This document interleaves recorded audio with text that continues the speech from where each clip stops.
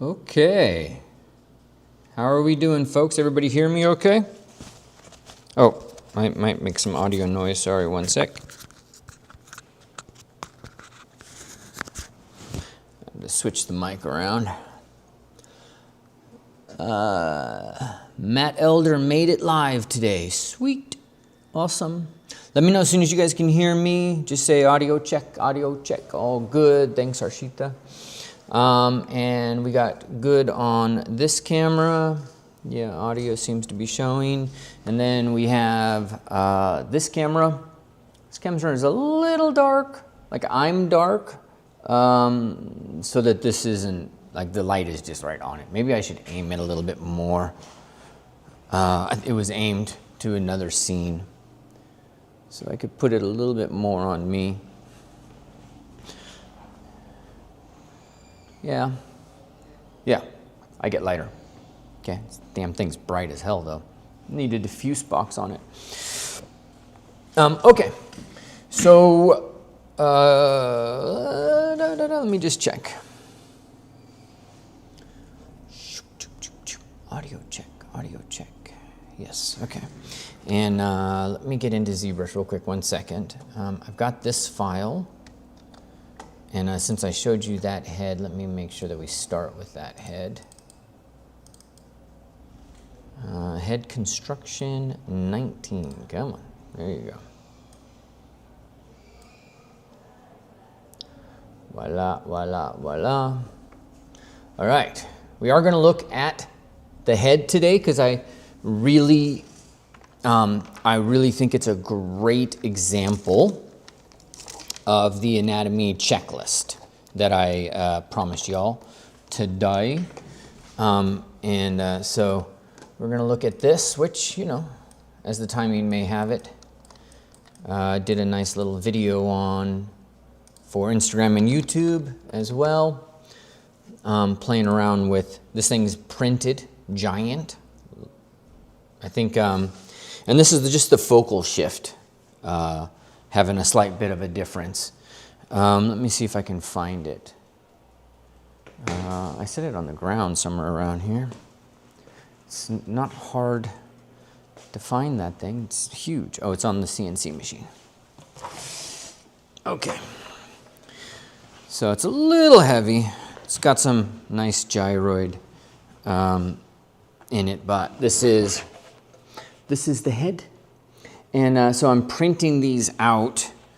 Really, they were printed out for props for the head construction, for like an intro video for the head construction. But I ended up having a ton of problems with perspective. So I printed like 8 of them. And I printed them not this size, but this size, because size is really important for sculpture. I think this is really an underrated conversation. Like, you could have the same sculpt be 18 inches, and it doesn't even compare to when you see that thing at 7 feet, right? Sculpture's about size. And I remember there was I had a conversation with Vincent Desiderio. So I don't know if you know Vincent Desiderio, but he's the OG for realism. Him and there's a Spanish painter, Antonio Lopez, I think, Antonio Garcia Lopez, I think. And he was talking about how relevant painting is today, even in this world of AI and digital art and stuff like that, because painting is something you have to stand in front of. And the fact that you stand in front of it, and the fact that it's actually pigment and that it's actual brush strokes, you know, that's the language you need to learn. And so size matters, you know, because it's different when you're sitting in front of a tiny little piece, like an Ingres little drawing and whatnot. Like, it's a different feeling than when you're looking at a giant Vincent Desiderio where he's telling a story at scale where you physically can't see everything. You can just see one piece, another piece, and your head has to move around it. You know, not as relevant in today's world because we all look at small screens, but who cares? He's more into the punk side. So anyways, I was printing these at scale because of size and size mattering. And so this one I think is pretty, like, I'm pretty okay. I'm locked on that. Let me set this thing down though. I think I made some adjustments to the side of this, and I think the forehead was a little too far back, so I pulled the forehead forward, kept the chin here. I pulled this area right here. It's called the columnella. I pulled that forward just a tiny bit. Let's go a little bit here. Let me see. Yeah, I'll look at my monitor. Okay. Yeah, so I pulled that forward just a little bit. Otherwise, everything's pretty much in the final version. It's pretty much like this. And also the idea is to have it be a wider, rounder face, to be kind of more of a, I don't know, more of a welcoming face. Could be just me, but that's what I was aiming for. All right. And this is 3D printed. So scratch it. That's the 3D print underneath there. I don't know if you guys can see it, but I'd really rather not scratch too much of this out because I got to put it back and then rake the damn thing over again. And this is all part of a new workflow I'm working on. Now let's take a look back at my face. And so today we're going to talk about an anatomy checklist. We're going to talk about how you can start to actually just teach yourself, really. That's kind of the principal idea, is are you going to be dependent on other people to tell you, to share with you, and all that stuff? Or are you going to start to build your own capacity, your own tools to help you master, this crazy? And the idea of a checklist is something a lot of artists don't, it just rubs us the wrong way. But in my view, you have to have a checklist. And actually, in my view, you have a checklist whether you like it or not, because that's how the brain works. You have things you check. If you look at them and internally, subconsciously you check it, like whatever, but you're checking it, and you might feel like something's wrong. Well, you feel like something's wrong because something is missing from your checklist. Do you know what your checklist is? Right? And my job as a teacher, and also just my job on this planet, is, saying these things out loud. Partly because I have to. Otherwise, I don't learn it. I have to for myself. So the checklist is, let's go ahead and show you guys. If you go to the live room, you can go down to the resources. You can go anatomy-live-room. And you can go to the resources, and it'll pull up the anatomy checklist here. And it's not just the anatomy. There is, right off the bat, like a form sculpting, just a figure sculpting checklist that's going to walk you through, of course, gesture first, right? Lines of action, get the relationship between the ribcage and the pelvis, get your proportions locked in early with your landmarks, right? Volumes first, square those volumes, find your structural masses. Then, and only then, do you go into muscle logic, which is really an element of rhythm and flow, and then just test and surface and on from there, right? So that you guys can have. You just got to get over to the anatomy-live-room and download it. But we're not done there. I also made sure to include bony landmarks, so it's not I need to change that. It's not one page. This is like 3 pages. So bony landmarks, glabella, brow ridge, zygomatic, infraorbital rim, nasal bone. These are, I'm sure there's more, but these are the ones I wanted you to know about. The sternoclavicular joint, basically the pit of the neck, the clavicle, the acromion process, inferior angle of the scapula, important, right? And then lots more. Lower leg, these medial and lateral malleolus, really important. Not a bad idea to know the base of the 5th metatarsal on the outside. We did that yesterday, but you may not have known it. And then I also got you guys a proportions checklist. So using 8 heads, and it's measuring from the head measurements chin to crown, straight up, and we're doing mostly heroic at this point. So 1 head, 2 heads, 3 heads. At 2 heads, you should see the nipple line. At the 4th head, you should have the pubic symphysis. At 6 heads, you should have the tibial tuberosity, right? And then there's a few more things like shoulder joints slightly below 1.5 heads. Femur equals tibia length.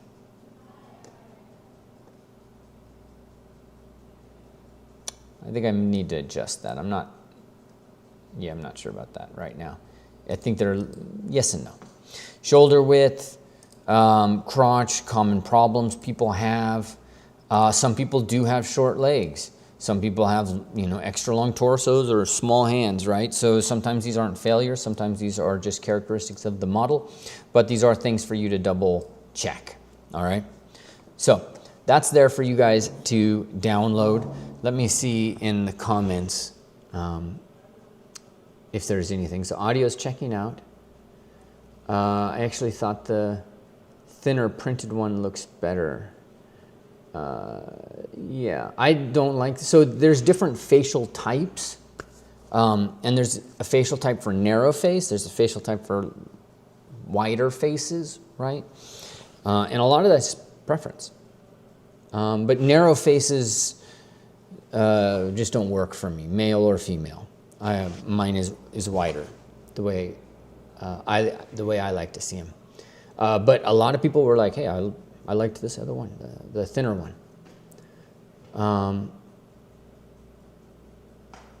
Now, why do you rake? I'll show you why I rake. Everybody rakes. You have to rake. When you're moving atoms around like this, it's a necessity. Could they do it any other way? So I had a teacher, Anthony Visco, and out at PAFA, and he, that's the clay. The clay's warm now. He thought the rake brush was the devil, basically. And so his idea was that, here, let's switch over. His idea was that as you have a piece of clay, you have a tool. What do I want to use? At the very end of this, you're just taking pieces of clay and you're just going and pressing them down and then moving them like this. And you're like, all right, I'm done with this. And if you guys look at Sabin Howard, does everybody know Sabin Howard? If you don't know Sabin, you need to Google Sabin Howard. In terms of figurative work, he's doing some of the most important work right now in terms of getting our message out to the masses and the money men. So this was what Anthony Visco thought was the most essential thing. And you could probably barely even see what I was doing there. But the Florence Academy will show you, like, yeah, go ahead and do this as your last step. Like, that's fine, of course. You don't want the rake brush necessarily everywhere. But you'll see they still use the rake brush because it integrates all the form, just like it does in ZBrush. It just integrates. So if you have something like pushed in and you're like the boundaries of it are not clean, there's nothing like a rake brush. This one I got from Brian Wade, where you just come in and integrate it.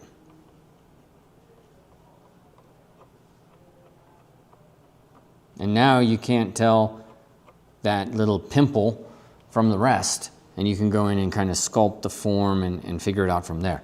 But it integrates into the clay because, again, it's atoms. You're moving atoms, right? So, all right, that done and said. Let's see, is there anything else? JPEG, go to, check the URL.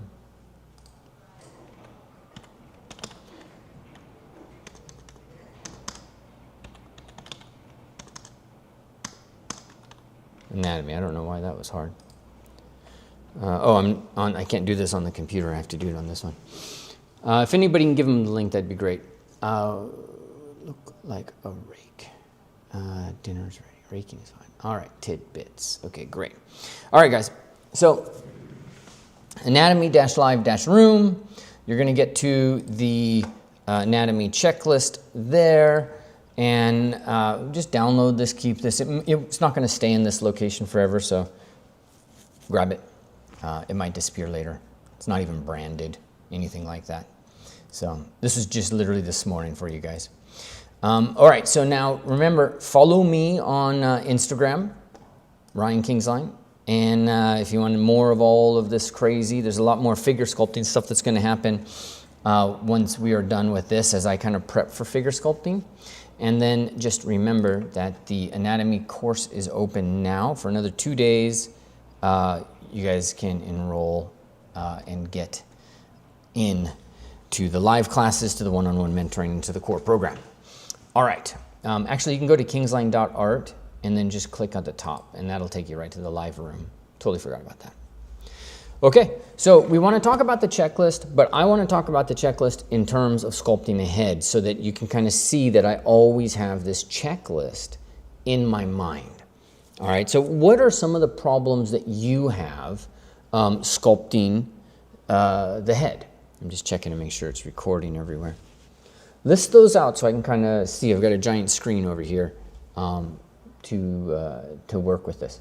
So what do you find most problematic? What do you find?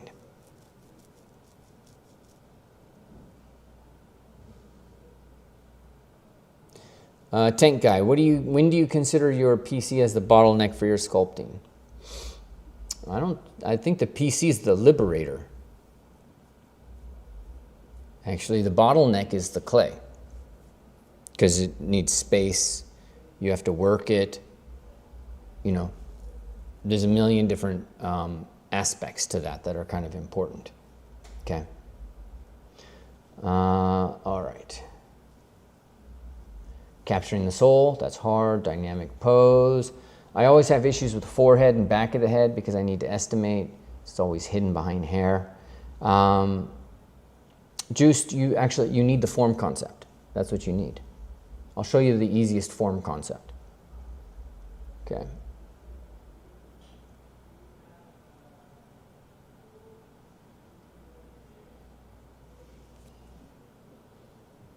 Simple forms and planes to get a simple version to get started. I tend to see all the complex, the eyebrows covering. Yeah. All right, fantastic. Let's get ourselves into ZBrush. And what time is it? 17 minutes of rambling. Let's get to work. So that's the head that you saw printed, by the way. I think I need to thicken the neck there. I'm trying to go for a little bit of a mythic goddess kind of perspective. This is actually all in the tutorial where we walk through the different stages of construction, and I kind of walk you guys through how I build this. Let me see if I can, yeah. So we build it from the 6 or so volumes of Bridgman. We add in some skeletal masses. Okay, we start to add in the flesh of the muzzle of the mouth, right? But still relatively planar. And boom, then you're done, right? There's a lot more steps than that involved. Let me show you guys, though. Actually, it's worth showing. So let me get the screen off this. And I'm just going into the course right now.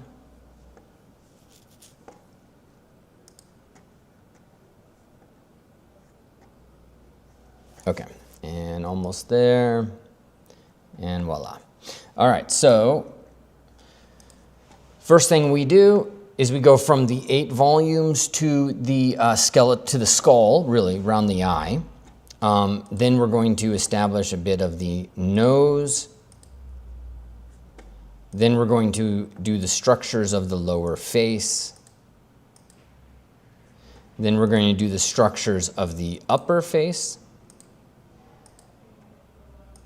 This is all in there now. And then you do the structure of the eye. And this is a lot of fun, understanding this, you know, and doing this in a methodical way. So first, of course, the eyeball, then the eyelids on top of the sphere of the eyeball. But in this case, I actually do the end points first, which is a habit as I teach. And then once I have the end points, do I finish it and round it. But this forces you to focus on where it connects. And that is actually much more important for the eyes than you might think. In this case I show you, I actually had to pull them quite a bit forward, and I had to add more room in the nose just because my intellectualization of it went the wrong way. And that's exactly what you have to kind of learn, right? Then we put the fat pad on the top, we have the fat pads on the bottom, and now we've got structures for the eye. Then we go in and talk about the fat pads and sculpt the fat pads that need to be added. That adds flesh to the face. And then the last thing that we didn't really do earlier, because we kept the structure of the lower face quite generic. After that we go in and you can see I'm going in and finding little nuggets of form and whatnot, and defining some planes, and then just giving the lips a little bit more love, right? So that is a little bit of what we're going to do today, but in what I want to do is my own face, because I was going to do this before, and so now it gives us an opportunity, gives me an opportunity to kind of practice. So I have a scan of my face, which I am not passing out. I may, if I make this available, but this is a scan of my face that has been resculpted by a couple of people that are just really, really good sculptors. And we called him Ryan. And so then now I'm going to go through the process of sculpting this with the checklist in mind, and hopefully walk through, hopefully kind of touch it and be like, all right, this is what we're doing, this is what we're doing, this is what we're doing. Sound like a plan, guys? Let me see in the comments how that's working. Juice is working on the torso. Can't wait to get into the head. Great. Did you have to shave for the scan? I think I did shave at that point. Yes, I shave every now and then. So I think I just took advantage of that moment. Okay, secondary, tricky. I'll keep the muscles there to connect. I'm doing different body forms. Okay. All right, Ryan, what perspective, focal length, and ZBrush do you think is the most optimal? I work with 50, but with heads it's a problem. And a lot of people say like ZBrush doesn't have a real world camera, and there's a lot of tricks and whatnot. It does have a real world camera, so if you were to ask, they would say it is real world, and they would adamantly defend that. But there's things that aren't, like it's actually locked to the center, right there. And so this is something that anybody who does look dev, you know that the camera might be pointed up here and pointing down. It might be here looking up, and you really you can kind of fake it, but you can't really do that in ZBrush, because the way to do it would be to move your model up like this, but still be able to see the top. And this is something you can do in Maya and Blender with the camera settings. You just can't do here. So it has real world cameras, but that camera is locked to the center of the canvas and you can't move it, which if you've ever done look dev is exactly one of the first things that you do. You have to position it in space with the camera in space. It's a big deal. Okay, so we're not gonna work with this one. We're going to start over. Okay, and I'm going to, let's just append a polymesh star. That's going to be the one we work with. And in this polymesh star, I'm going to initialize and turn this into a sphere. I don't know if that's the best. Let's do this. Let's look at this guy. Start with this sphere, in fact, and let's just turn split off. Okay. And so I'm going to take this sphere and I'm going to scale it down about 0.75, and that's it. I'll leave it, from this view till I get to the front, then I'll scale that in 0.75 as well. How wide is the head, guys? Do you remember? And then once I've got that done, I'm going to, with the gizmo, I press Control, and do I have subdivision levels? Oh, it's still a polymesh. or a 3D primitive. So I just had to make poly mesh. So if you're in ZBrush and you're just trying to like, Ryan, it won't let me, it's because I should have done this first so that you didn't have that problem. Anyways, we scaled it 0.75 up and down, 0.75 left to right, and we made it into a poly mesh. Now I can press Control and click on this to kind of duplicate it.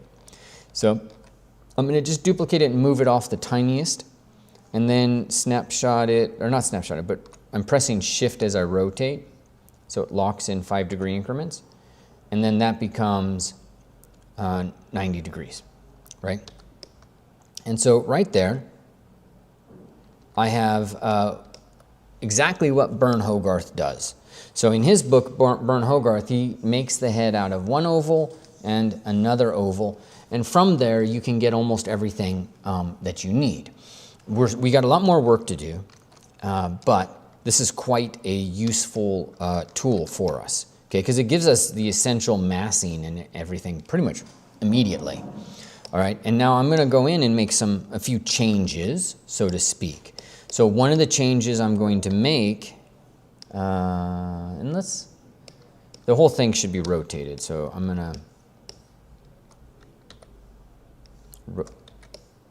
to rotate it 90 degrees so it's facing us this way. And then that way my symmetry is along X. Never mind. Let's do symmetry. I'm introducing chaos. Introduce symmetry along Z. Okay, so the brain case back here, this is much more of a box. And that comes from the skull itself. So let me show you, a skull up close. Let's head over to this camera. So this is, you can get this off Sketchfab. It's commercial usage, if I remember right. Notice how square that is. Yes, it's a sphere, but really, if we come in, like that's pretty straight up and down. That's pretty horizontal right there.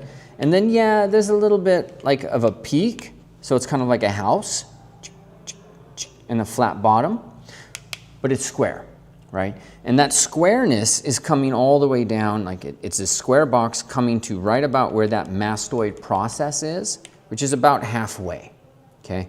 And that, again, it follows, like that's, if you look right here, let me see if that camera's showing it, right there, yeah. So you look right there, top of the roof of the house, and then you got the side of the house. It's pretty clean right in there. So that side of the house comes all the way forward, and that means, let's go ahead and set this somewhere where I'm not going to accidentally send it crashing down. So I'm going to come in from the sides, and the easiest thing to do in ZBrush is you just pull down like this in a couple of steps, and you can pull back and pull forward, you can pull up, and so I'm just grabbing it here and just moving upwards, and that'll create a box. Moving that into the back, trying not to break like that kind of, you don't want like a butt cheek right there. So if you find yourself getting to that butt cheek, you might need to smooth it out, okay? But there you go. From a side view, maintain that.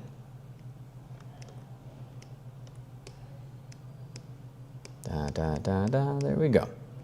Not bad. Okay. And then, so that is the cranial. And do you remember we talked previously about the facial? And the facial is defined by the transition plane from the top to the front, right? And that is going to be part of the frontal bone. Then it's going to be defined by the jaw in the back down to the chin. We're going to get to that checklist here pretty soon. And in order to do this, I normally just grab where that highlight is, and I start moving that forward. okay?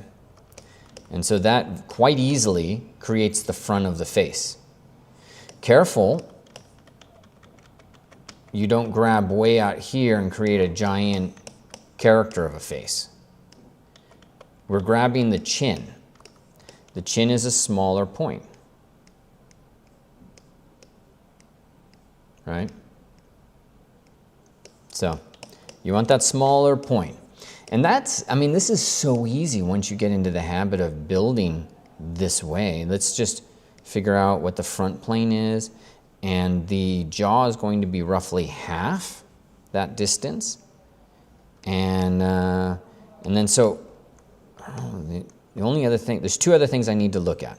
One, the facial area is going to be inside the cranial area. Right now, the facial area is on the outside, okay? So I'm going to switch to the move topological. Let me see, make sure my audio, yeah, audio still works. Move topological, and I'm just going to pull that facial sphere inwards. Check your perspective, yeah, all right. And then maybe expand that a little bit, there you go.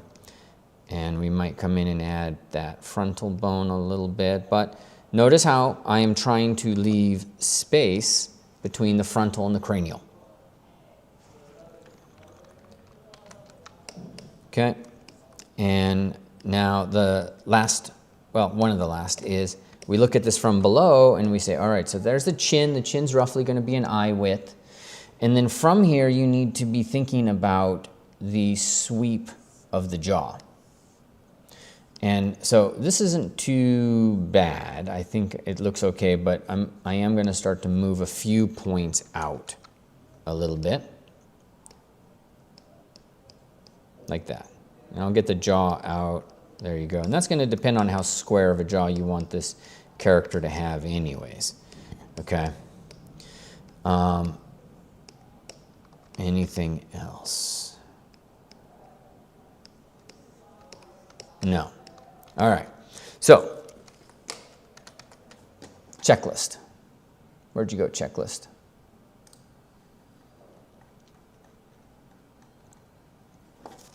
Gesture. Line of action, weight reads, and this is going to be part of the volumes at the end of the day.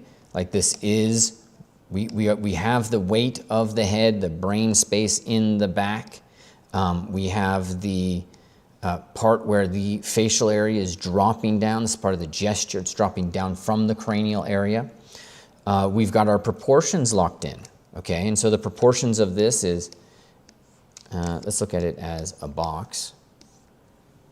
Divide that box in half.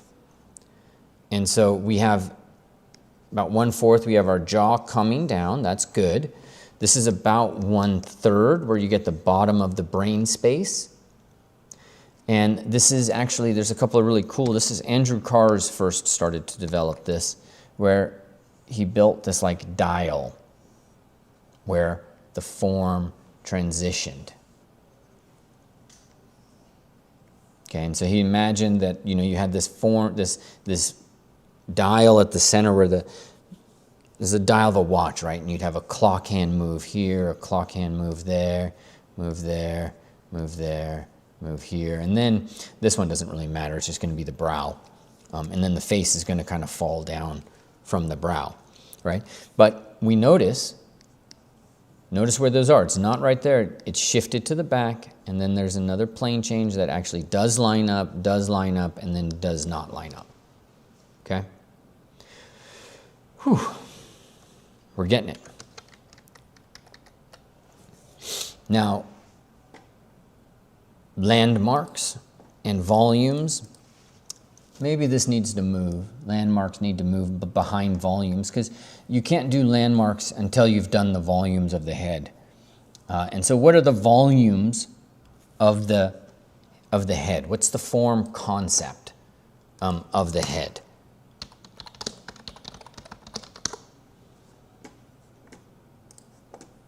This is the form concept over here by Baumus.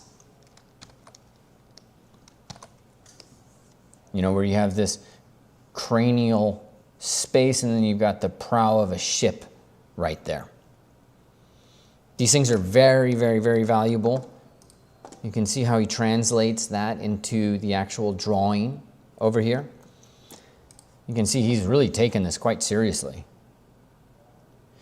And this is what I want you guys to do. You know, we don't have to use Bombas. We can use our own, which is what I'm kind of doing a little bit. But right here, we're going to have two sets of volumes. We're going to have the cranial, and we could say the box of the cranial, because you always want a volumetric word to describe it. And then what do you want for the face? Any thoughts?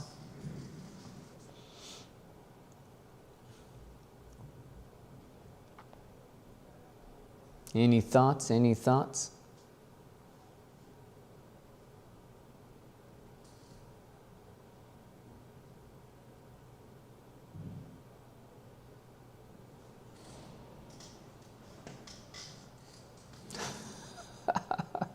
Reading the comments.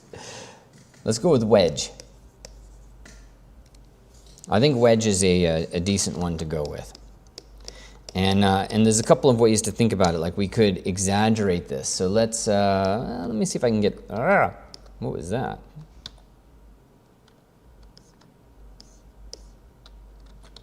Oh, the clay brush doesn't like another surface, so it goes a little nuts right in here.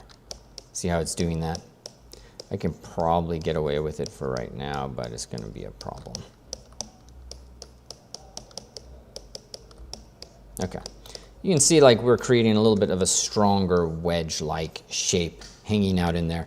I'm going to undo that because it's not terribly important, but that's the general idea, is that you have a sense of that structural capacity, of that form concept, that volume. Okay, let's go here. All right, now I am going to Dynamesh this. In fact, let's duplicate it, Dynamesh it, and I'm going to lower that 64, Dynamesh, there you go. Okay, and then if you want, you can Z-remesh it, but it's not, like this is too early to Z-remesh. Dynamesh is actually perfect for me. So I'm going to divide it. And now we're getting maybe into planes, but I'm actually going to get into structural masses. Because in essence, through the volume, if I show you this real quick, we actually now have planes. So I'll go ahead and I'll put some sense of planes in here so that you guys believe me.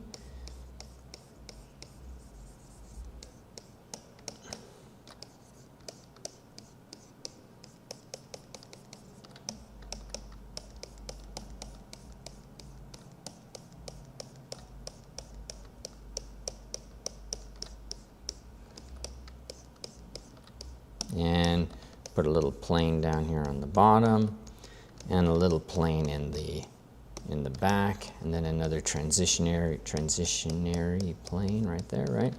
And so of course we can make that even more like obvious if we want. Let me go into damn standard brush, and let's get a really nice clean.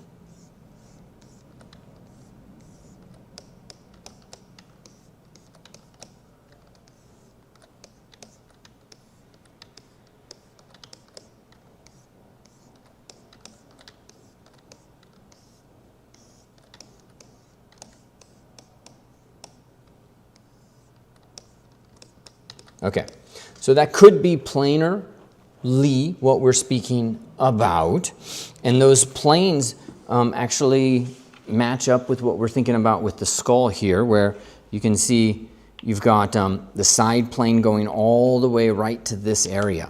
And then there's a plane, you can kind of see it in the front. There's a plane that's coming from here. Let me make sure, yeah, let's go this way. Here all the way down, and it goes and makes this cross all the way to the chin. So that's going to be that front plane coming down like this. This is the front, and then side. That's where the form is changing, right? So if I line this up, front of the face, side of the face, front, side, right? that plane is now in our sculpt. So let's take a look at that. We don't necessarily need to make it obvious because it's right there in the curve. But let me go ahead and leave it obvious like this so that we've got as many of these stages as we can.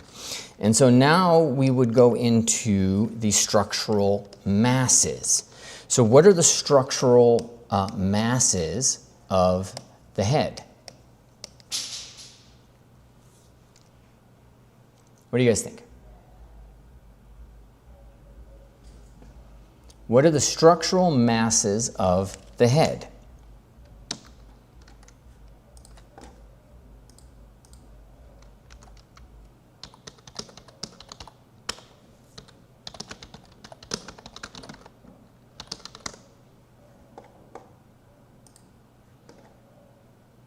It's hard to find this.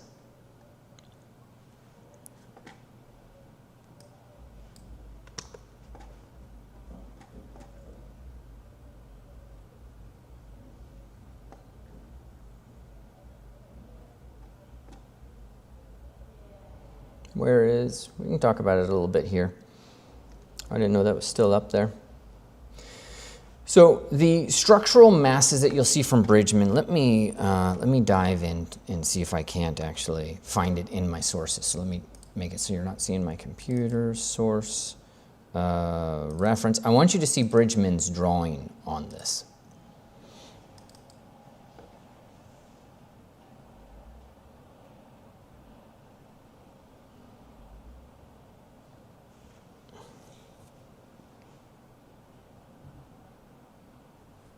Might not be in that book. I think it is in this book. Yes.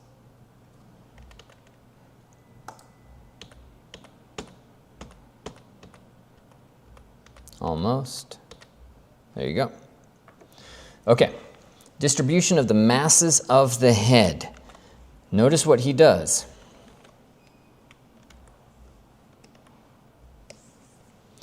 The forehead square and passing into the cranium.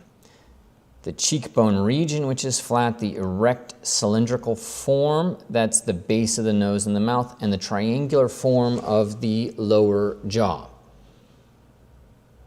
So the box of the forehead, this kind of rectangle of the cheek, and then it's easy to miss, you know, there's this upright cylinder of form right in there. And then, of course, he's saying the triangular mass of the jaw, right? So this is what I demonstrate when we get into focus, Ryan, right there. There we go. This is what I demonstrate when we get into sculpting the head. Sorry, I've got like 5 things that's going through my brain right now. Okay. I'm like, did I show something I'm not supposed to show? Did I? Okay, so we have that. So let's do the 5 masses. And so for me, a lot of it starts with separating out the block of the forehead from the upright cylindrical mass. Don't do that, Ryan.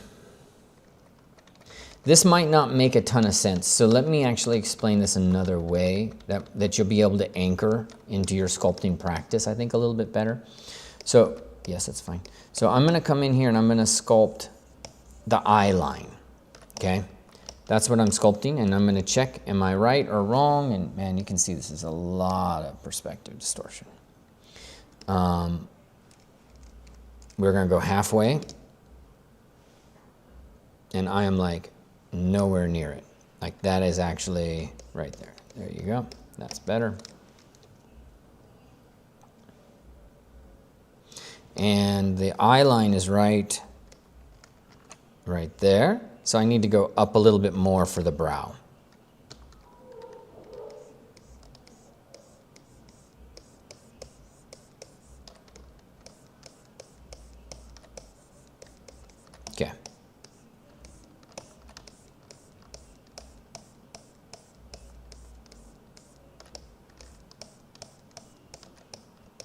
Okay, now, once I've got that, I'm going to start to pull down diagonally like this. Actually, should we do that? No. Let me keep this simple. We're going to do the diagonal happens later. We're going to actually just sculpt that eye line, and then I'm going to pull straight down here to start to create the cylinder, and then across to separate the cylinder from the chin. And so now what I'm going to do is I'm going to work to build a cylindrical mass that's embedded in. And again, this is like when you are learning, this is the exercise that you have to do. Do I do this every single time? No, I do this in my mind. Like this all happens in my mind. But if you haven't done this exercise, like it's not embedded in your mental processes, so in my view, you have to do this. Bridgman had this in his mind. That's why he was able to create such amazing stuff. Okay, and I am separating, so now I'm going to separate the forehead from the cranial sphere, and I might even make the forehead a little bit more obvious. Let's go ahead and divide this again. So I'm going to make a nice flat plane. I'm going to make that up plane coming back in here. And so can you see it? It's like Battlestar Galactica. I forget what the robots are called. Okay, and then once I've got that, I'll come in and pull the cheekbone out. And I like to separate the cheekbone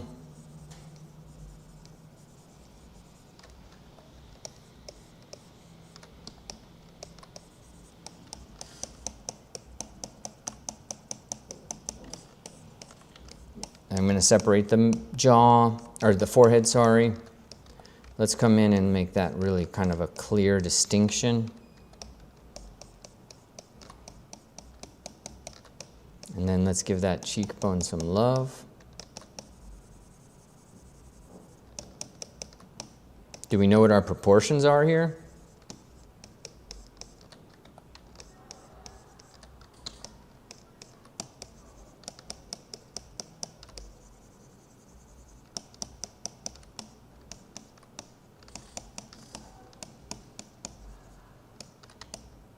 I'm going to carve that in a little bit, pull that into a tighter chin, and we're pretty close to what I want, okay?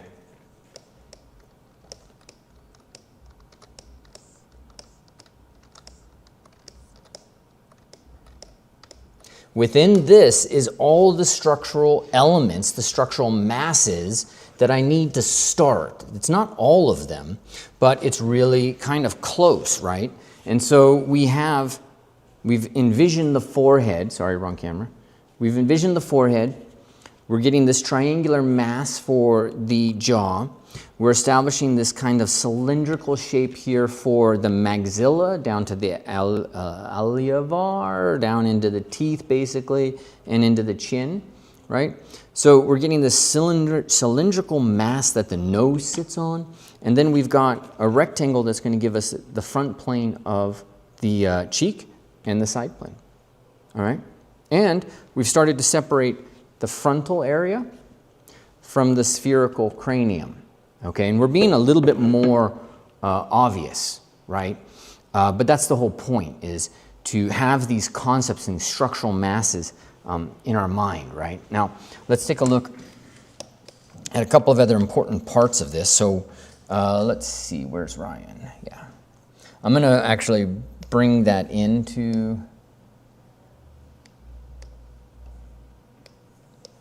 my sculpt, and then we'll talk about the structural masses and how they line up. So I'm going to just append. And let's see where that guy is. Okay, way down there. All right, so let's deformation and unify. That didn't work.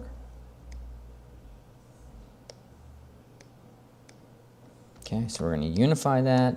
Let's just see, can I rotate that 90 degrees? In the wrong direction, you can certainly rotate that 90 degrees in the wrong direction, Ryan. You can do it multiple times. You can use this, or you can use the gyro. I don't really think it matters. Transform, symmetry back in X, just because I really want to mess with you today. Put this back at home because we don't have enough confusion, and center it. Now normally, if I'm teaching a class, like this is when I stop, when I'm recording anyways, I stop and I re-record everything so that you don't have all of those little steps. But you know, we're doing this live and at different levels, so I will let that live as it is. Okay, and then so here, let's take a look. All right. So now we want to get a sense of these structural massing and how they relate to everything else.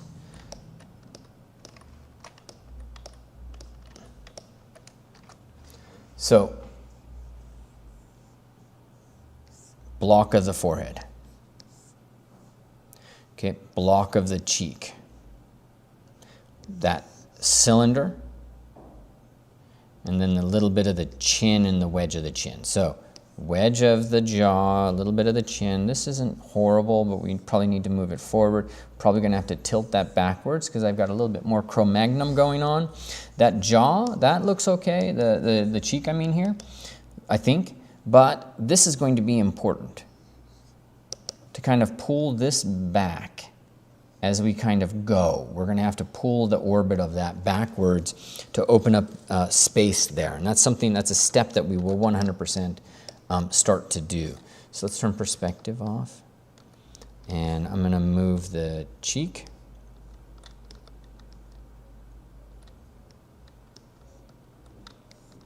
And then that goes back.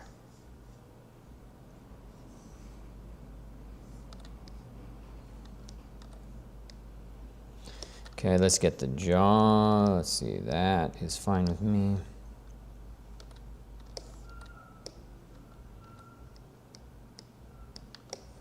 And the chin far enough forward, and yeah, I'm fine with that.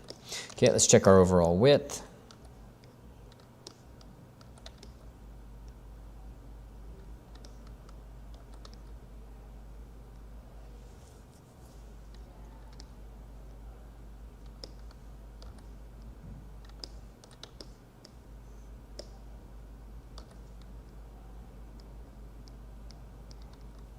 Okay.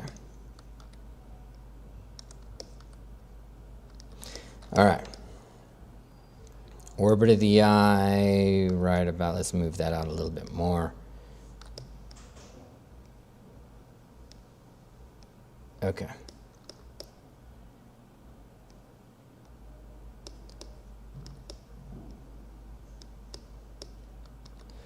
All right, there we go.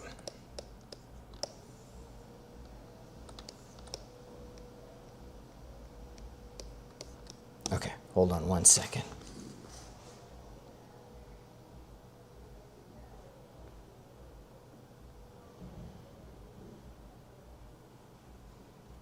Hold on one sec, guys.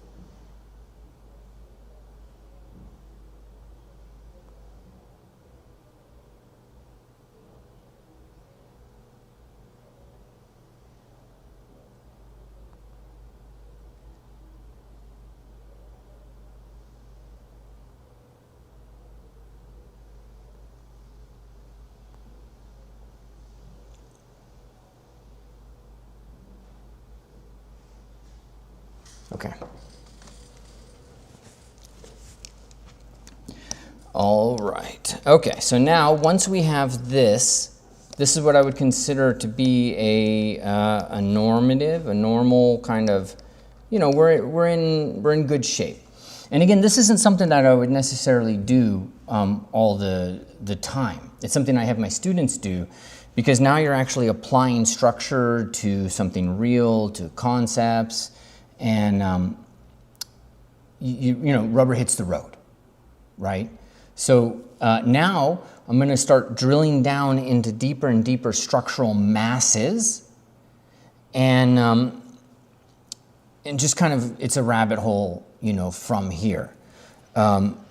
Muscles don't form a lot in this particular area per se, but, you know, sort of. So the checklist, let's see, let's go back here. Yes, we can close out of that. There we go. Okay, so the checklist that we've got in this particular area, maybe it fits, maybe it doesn't 100%, you know, for the face in terms of like what's here, but it's always going to fit in terms of like, we're dealing with structural masses, we're dealing with muscle logic, rhythm and flow, and I would argue, you know, we're just going to be in the structural massing stage for quite a long time.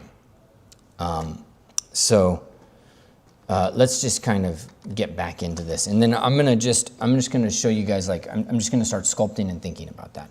If you have questions, post them in the comments, and we'll go from there. Yeah? Okay. Let me check.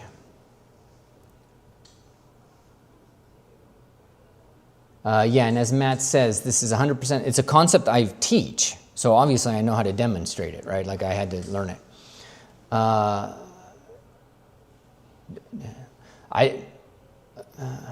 Thank you for the comment on the semblance, the resemblance to Michelangelo, but maybe not thank you? I don't know how I feel about that. I don't know how I feel about that. Best way to find the underlying structure of the neck and jaw. Okay, facial hair. And somebody's asking, what's the best way to find the underlying structure of the jawline and neck transition when the reference has facial hair? And that's, you just have to have this form concept in your mind. And once you have form concepts, you actually don't need as much from the model, you know. It's actually, like, that's the purpose of my training, is give you form that you can make. Because what are we doing here? We're just a box, a rectangle, a cylinder, a wedge for the jaw, right? Like, these are basic things. You can sculpt those. The neck, everybody worries about the neck. The neck is a cylinder. That's all it is. But people pull it out and then they pull this. And so there's simple form concepts. So the answer to how do I work when a model's got facial hair, how do I work with a model that moves a lot? How do I work with a model that doesn't have a lot of muscle mass, like maybe they have more body fat or something like that? The answer is always the same, and it's you have to understand form concepts. If you don't have form concepts, you will be dependent on what you see. And hopefully what you learned from the first session that we did is that your brain is lying to you. What it shows you is not what's actually there. It's what you think is there. It's your it's a perception built around one real function, which is to fight, flight, and the other F.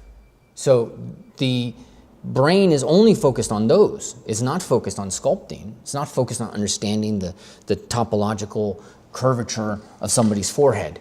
Like it could give a shit about that, right? It has nothing to do with the three Fs. But we as sculptors, we take this upon ourselves to alter our brain and to learn what that is and to make that our mission, right? So form concepts, gotta have form concepts, and if you don't, you're in trouble. Now, I'm gonna just jump in, and this is all stuff I go through more in the tutorial. We go in and we grab a little wedge here, and we start to kind of make this a nice little wedge. We start to open up the eye and start to create a little bit of the cavity inside this particular area. Drag this down. I'm gonna skip ahead to a lot of things. I like to pull this down and start to fill in this area. And this creates, the structure of the lower face. I like to make sure that the cheek is swooping this way, because that's what it is. It's swooping this way. Later I might square it. I like to put a little mass of the masseter right in there.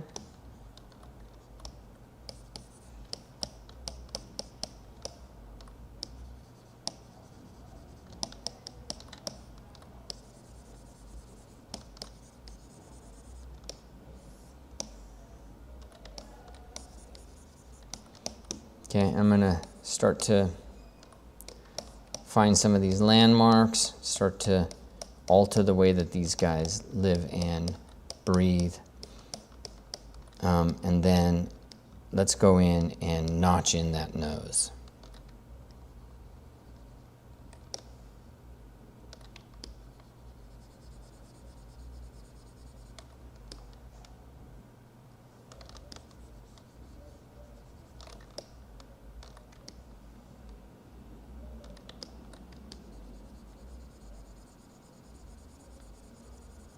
Okay.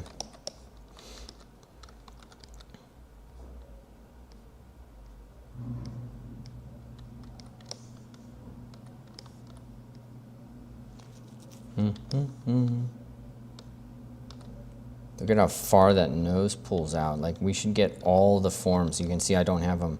I don't have the proper point. I'm such a bad teacher.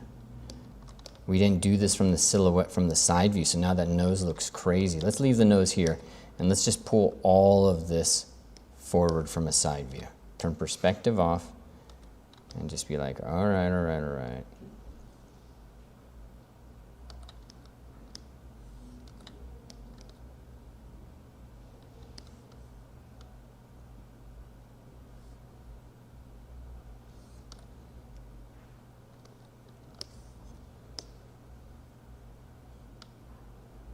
Find the columella, move this entire part forward.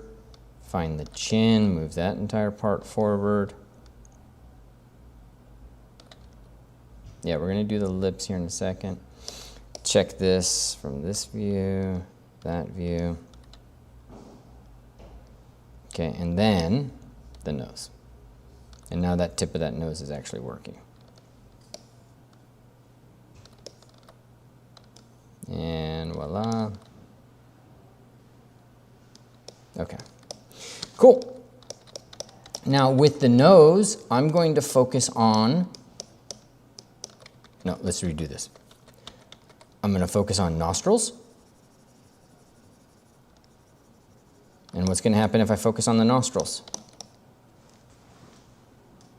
Has it ever happened to you? You ever been focusing on something and suddenly it becomes large and you're like, what happened? Well, you focused on it, fool. You're not supposed to focus on it. You're supposed to focus on the area around it. This is Zen training at its finest, team, and you're missing multiple opportunities to become a Zen master. What is the actual form that you have here? You have a wedge. The nose in its simplest form is a wedge.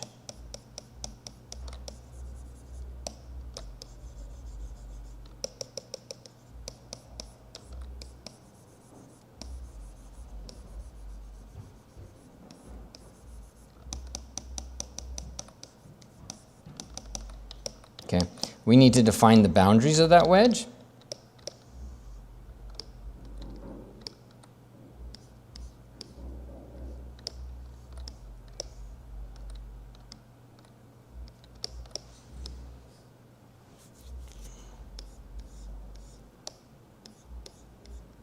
And I'll just do it like that.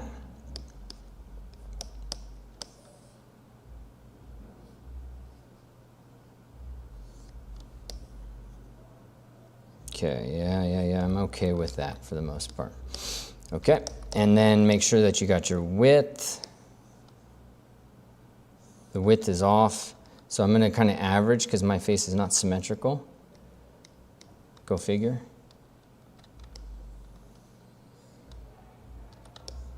Okay, all right. That's all I'm gonna put in for the nose.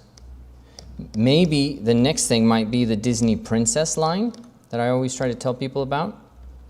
But before I do that, I'm noticing some stretching. So this is where I would go in and I would just get some better topology. So I'm gonna freeze, Dynamesh. Oh, that's actually a disaster. Let's go let's go 78. That's better.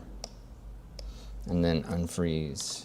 Yeah, and so that's going to be, there's not as much stretched geometry for me to work with there. Okay, but let's get that Disney princess line.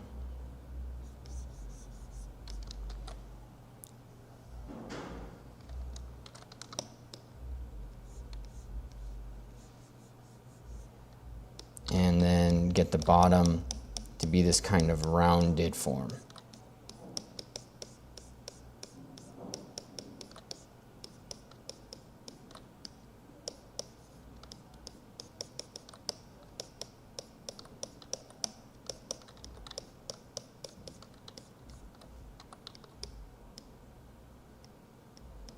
Okay. Get that little gestural element of the uptick. And does that make sense?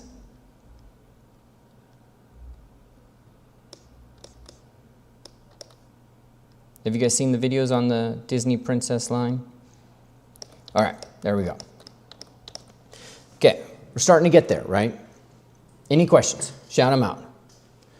Why freeze? If you don't freeze and you dynamesh, you lose all of the higher levels of sculpting, which is obviously a problem, right? So I want to keep all of that.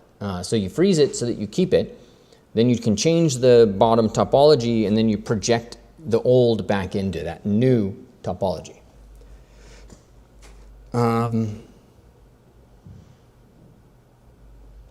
Rick, I mean, if we get into figure sculpting, we'll add hair, but hair is not an anatomy class kind of detail.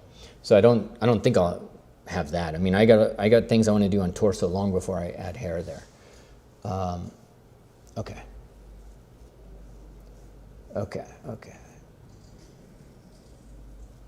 All right. Let's get back into this. Okay, now I'm going to go in and do the line of the lips. And maybe I'm going to use dam standard, but when I use dam standard, I tend to set this low, like 0. Okay.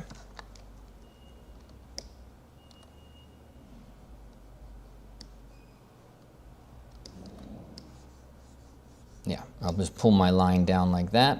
Now the corner of the mouth. Check the other corner of the mouth. And let's turn perspective on. And yeah, we should be good. Oops. Now, I'll look at it from a side view, and then you need to get, in order to get the proper curvature, I've already established, like this is pretty rock solid, but this is not.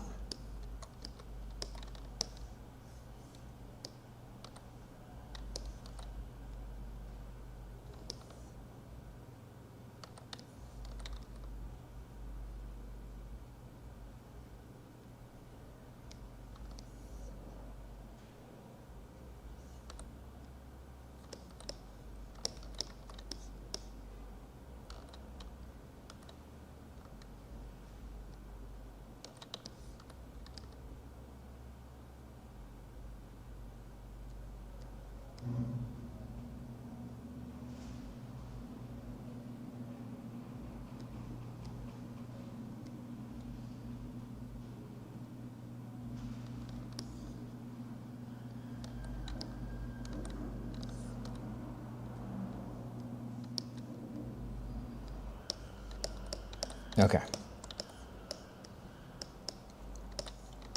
Now, I don't focus too much on anything other than planes. But there is some structural massing that we have to be thinking about when it comes to the mouth area. And so that structural massing is that you need to have the upper lip as kind of like a dominant form, and then you need to have the lower lip be this kind of subservient form. Okay, and so and the easiest way to do that is we just pull a marionette line straight down. And then the marionette line, you can kind of see it right there. That says, all right, there's form here, and then this is the actual lip section, the lower lip section. Okay, so I need to have that structural mass of the lower lip.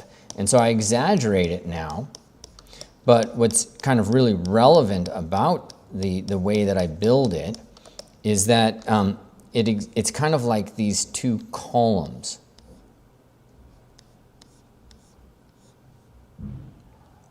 You can kind of see it, right? Do you see those two columns?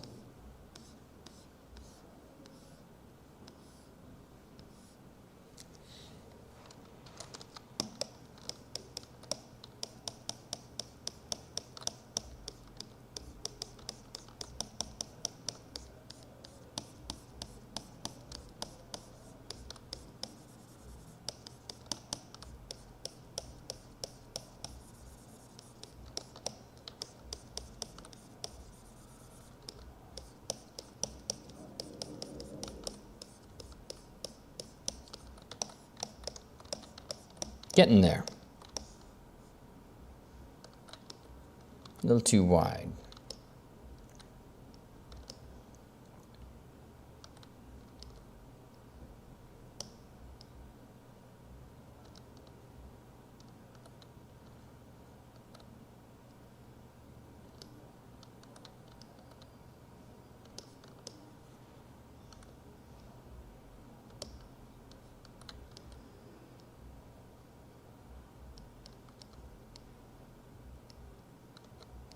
Okay, there you go. Starting to look like me too, huh? Okay, but I'm focusing on these structures. I'm going to get back to sculpting, but I'm going to keep my eye over here on this giant screen that has the comments. And I think I will duplicate this and just leave that one there. And let's go ahead and save this.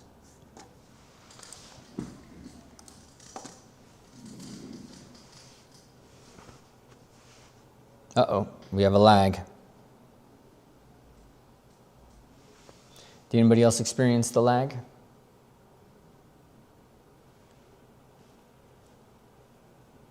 Okay. Why not just work on Dynamesh, and why go with divide and freeze? Asking, as it's just new for me, as I never used it. I mean, I just would never do that.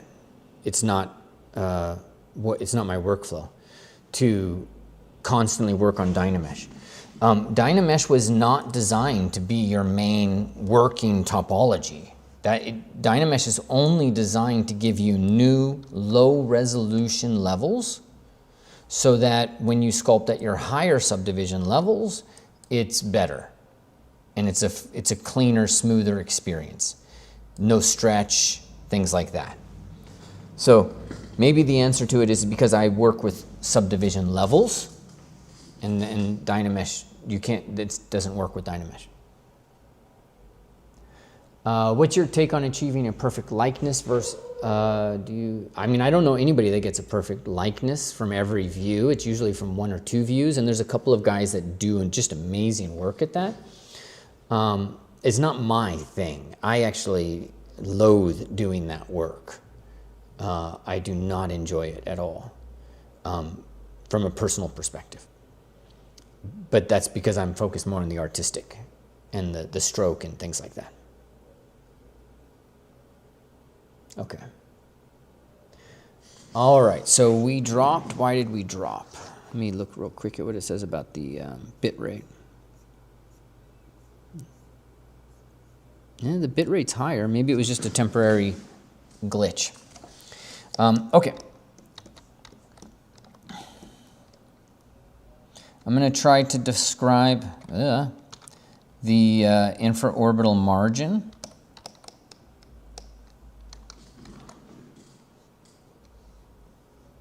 This is actually bone.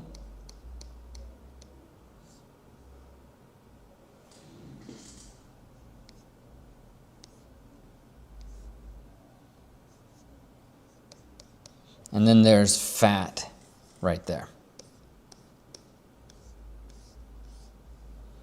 So we end up then putting the fat on that side of the nasolabial fold. But I think we're okay with that infraorbital margin. Let's just check it. No, got to drop it down.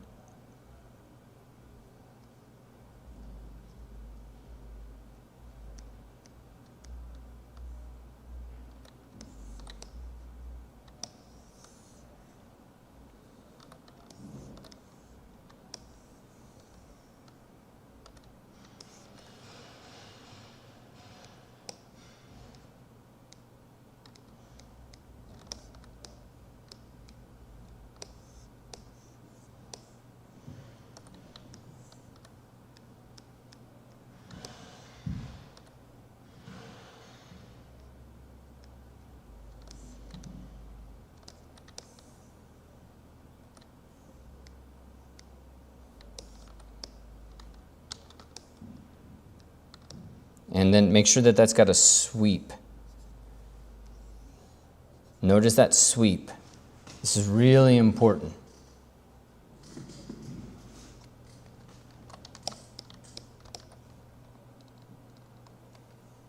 Okay, I'm going to divide this now. Let's work at this level.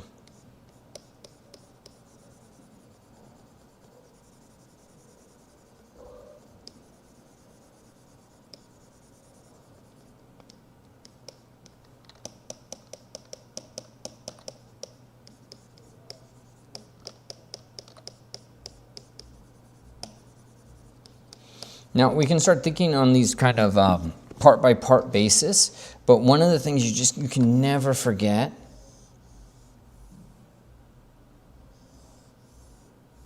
you got to remember that. You got to remember that line. Like, even if you build in parts like this, always you should be moving towards an integrated line along there. Always.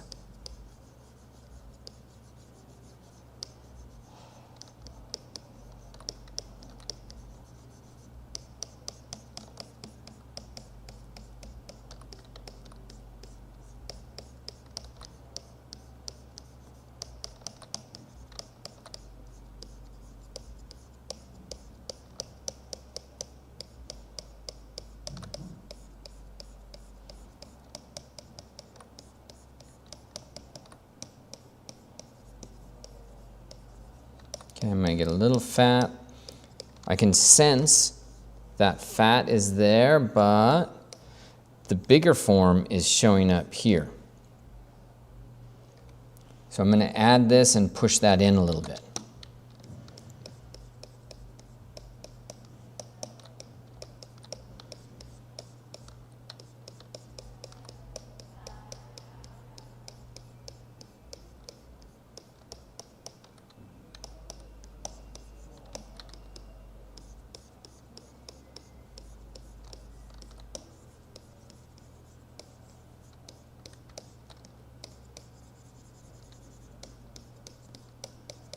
Okay.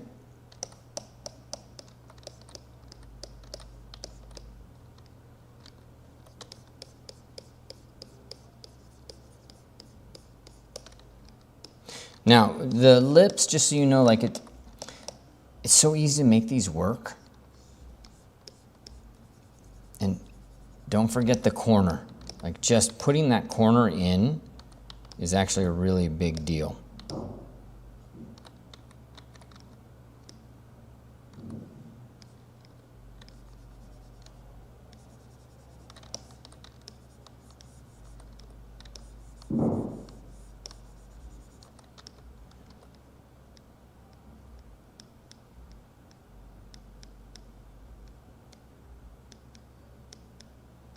Close that, make these a little thinner.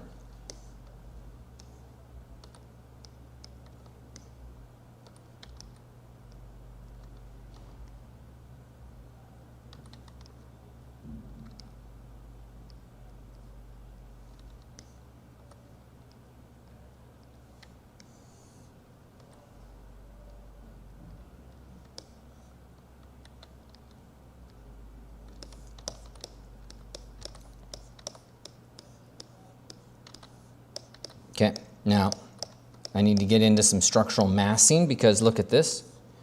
One clean plane. That's not really what we have going on here. So come into the nodule. We're going to move the nodule and we're going to put a couple of forms in there.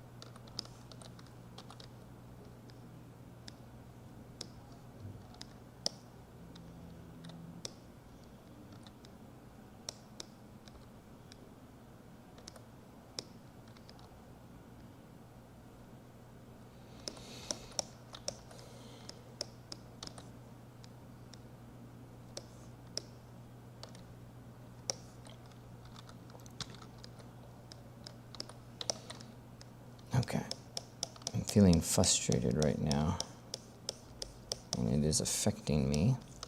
So let me kind of go back to my rake brush. Get a little joy in my life.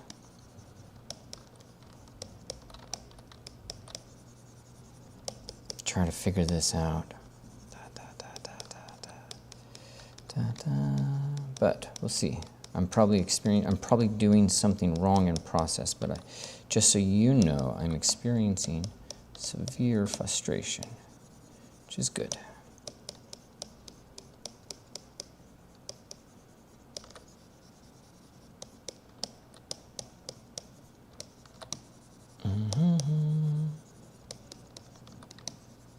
Let's get the corner of that eye back. See how far the corner of that eye is back?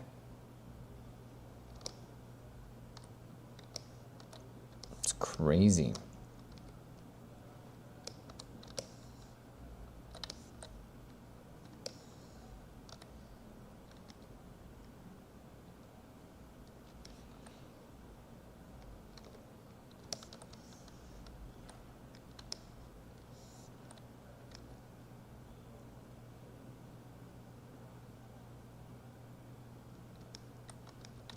Okay, we really got to get into that nose. Da-na-na-na.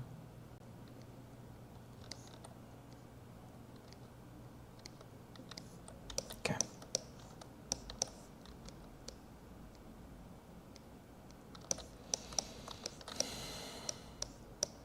Oh, sweet. All right, great. Okay. Whew. At some point when we sculpt, how much time do we have? We might get too focused on details, right? And it happens to all of us.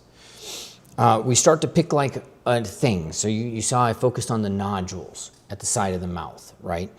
And so I start focusing on a smaller portion, and then that smaller portion leads to another smaller portion, and then things get out of control, and then now I might bring the rake brush in and start integrating, and then now suddenly, you know, you've kind of lost the plot through the whole thing. And that's one of the reasons why we need, you know, that checklist. So I'm gonna go back to find the point at which I think I lost the plot. And you might be looking at this thinking like, I don't know what Ryan's talking about, which is possible, but you will. At some point you will experience what I'm talking about, and hopefully it'll start to make sense, where it's just like, you feel like you're close, but you're off. And so it's this uncanny valley of like some parts are really close and they look like they should be closer, but then they're not. And the solution is always the same. It's always you got to go back. Well, it's one of two things. It's either you rush forward for a bit and see if you can kind of pull it together. And then if not, you got to retreat and you got to go back to where your process went off track. So thankfully we have undo histories. So I can go back and say, all right, that's what it is. It's the, soon as we started doing line of the lip, we started getting really focused on some of these forms. And I think I could make them work, but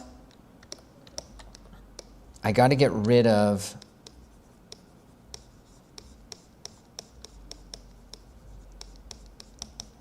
so much of this in there.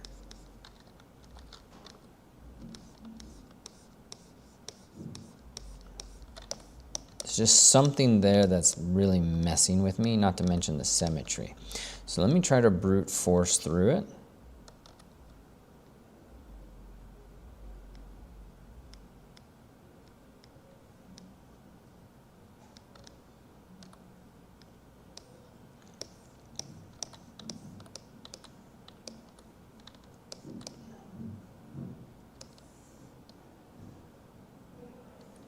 Key point.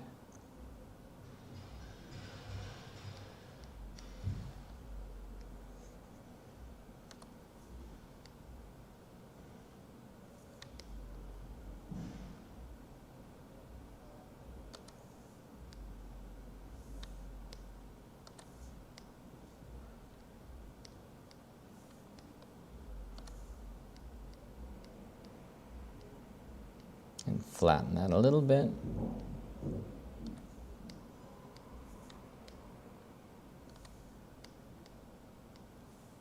Okay. That feels a little bit more intentional.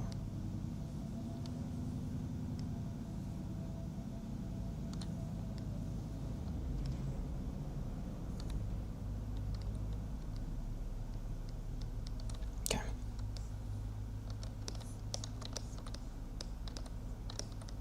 Yeah.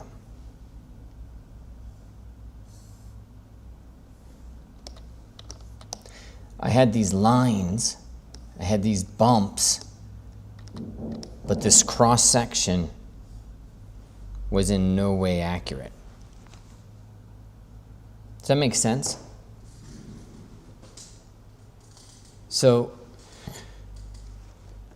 you know, you have to be patient and remember, you know, the sculpting is a lot about solving problems. And of course, there's just the problem of creating 3D form and turning yourself into a human photogrammetry machine. But then there's also the emotions and, you know, of course I'm doing this live, so that adds emotions, but there's always emotions. And then there's your mental process. You know, where did you lose track of the points in space? When are you you're no longer thinking topology, now you're thinking shade, whatever, okay? I feel pretty comfortable now that I'm back on track. But you gotta try to find a way to stay clear-headed during this nonsense. And just don't forget the side view, or the bottom view.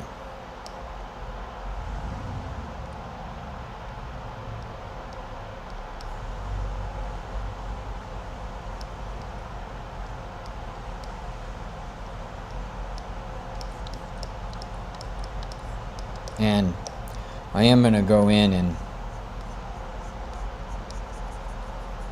smooth some of that.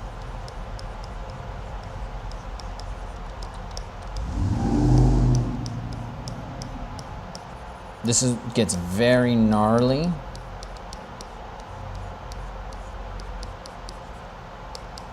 We haven't even done the forehead yet.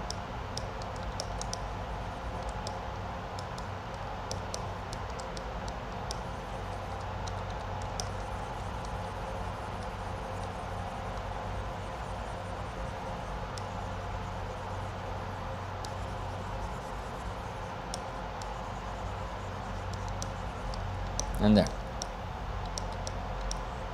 Are we able to move forward with those? Am I able to move forward with those?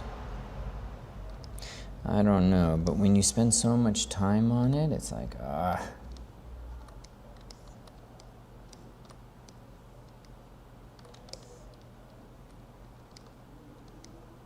Is that corner of the mouth not even accurate? Yeah. There you go. Get that 3/4 view.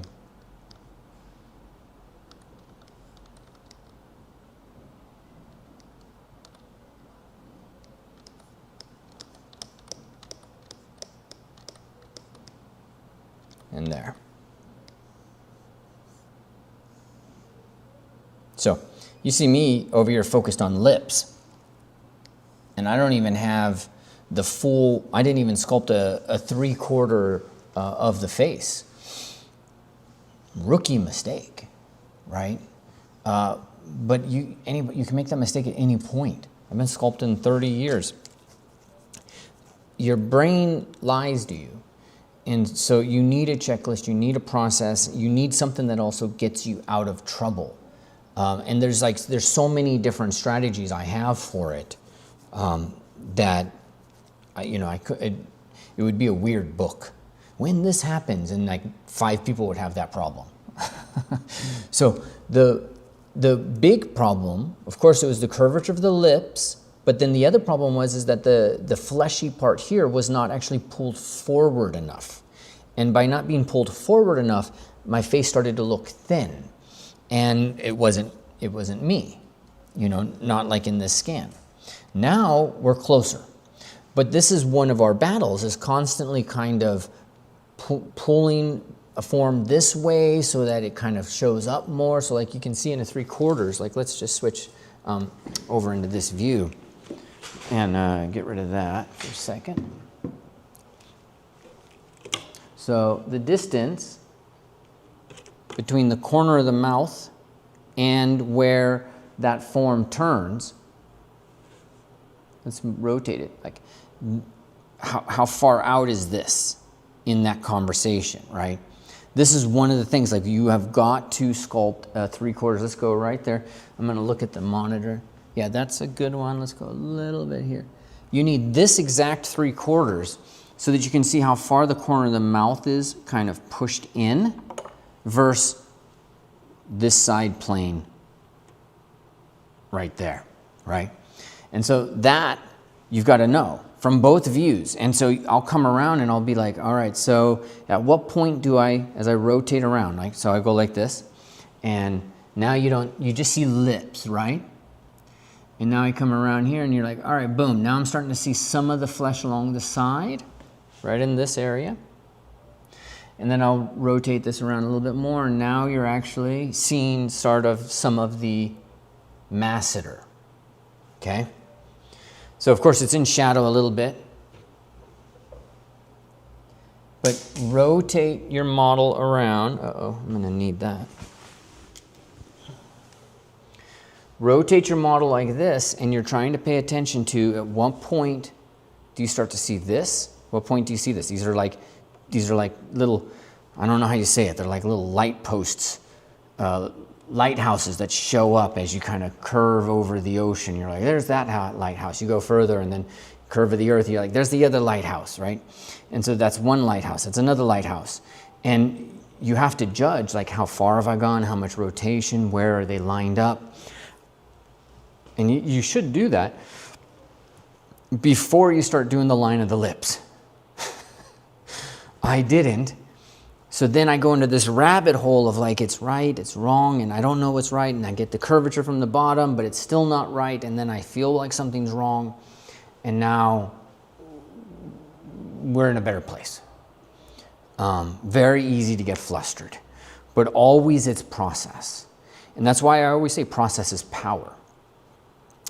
You have to work with, you don't have to, like, as you get stronger, you can do more, but you can always get sidetracked. Now I think we're in better shape, so let's take a look and see what we got there. Let's see. Yeah, I can get caught out just focusing on something and then looks wrong, plus there's other problems to solve, says Imaginik. Yep. Malim absolutely comes down to progressively evolving all slowly with same detail level, resist detailing too much, and yeah, so hard. The face is a trap. Your sculpt kind of looks like from Pluribus. I don't know that. What was that about Disney? That's gonna be a bit of a conversation, John. Let me not go back because I'm just getting myself kind of out of the frustration. Specs on the computer are massive. That's my specs. My specs are massive. Okay. All right, we got ourselves out of trouble.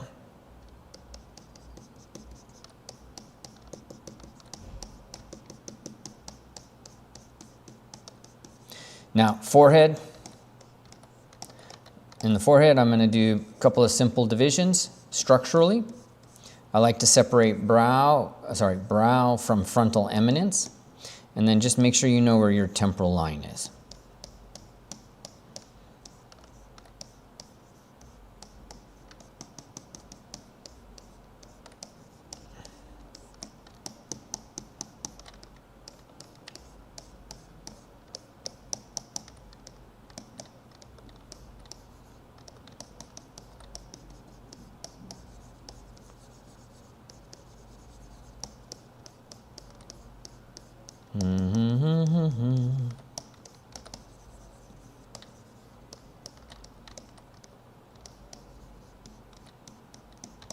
Okay, there's a lot of structures down in here. The glabella for one.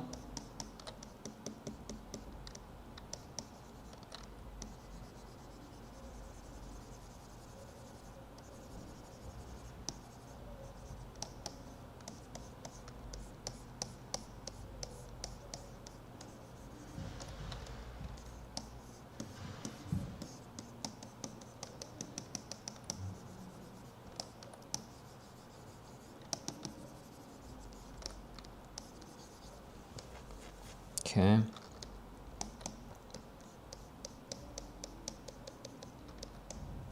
Come down here for a little structural massing. I'm going to get the bulb of the nose, a little bit of volume. I'm going to get the nostrils, a little bit of volume. The nostril, I don't actually sculpt a nostril hole. I feel like that's a big problem. I actually sculpt a plane change. That's the first thing I do. Once you've done the plane change, then you can go and do the rest.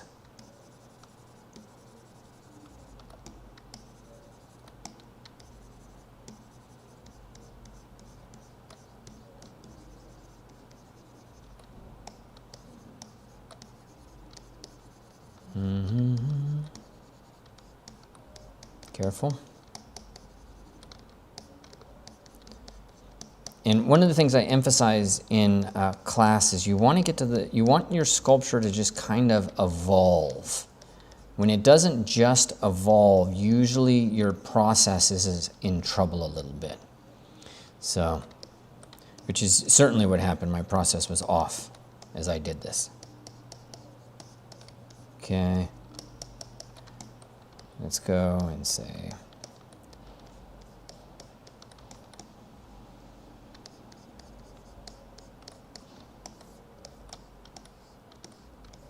a little bit of some changes in there, maybe. Let's get the superciliary arch.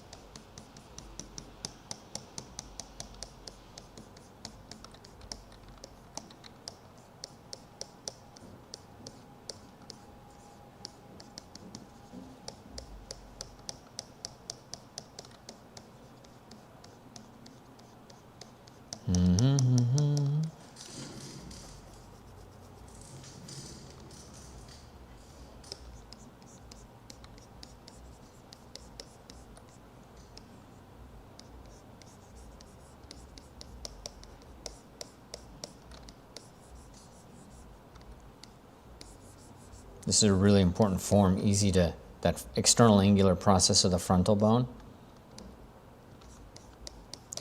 Easy to miss.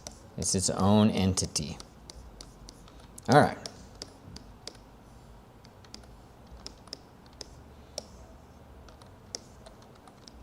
Drop that down a little bit. Let's add a little bit of volume there. Check your width.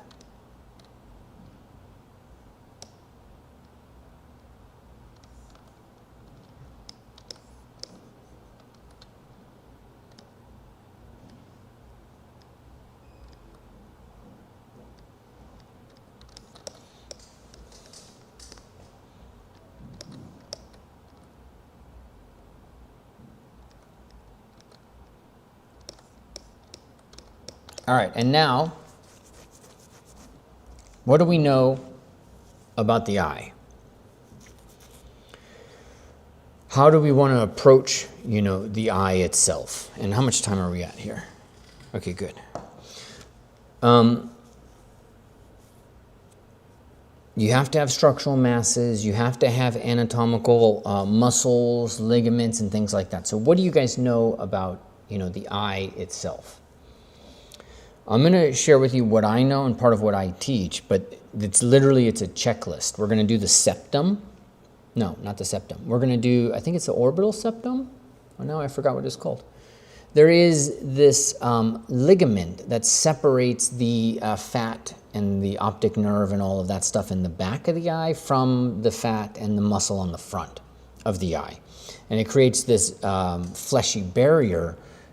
For obvious protection, you don't want stuff flying in behind the eye itself, the optic nerves, everything else that's back there. And so that is what I sculpt first. The sphere of the eyeball, which isn't actually a sphere, it's kind of more of a rectangle. And then we do the palpebral ligaments, which is the eyelids.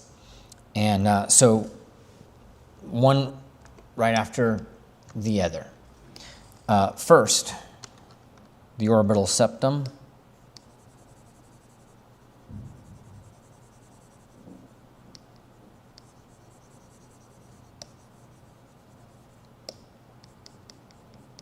And you could just say I'm filling in this space, which, you know, both are accurate, but this is an actual anatomical structure.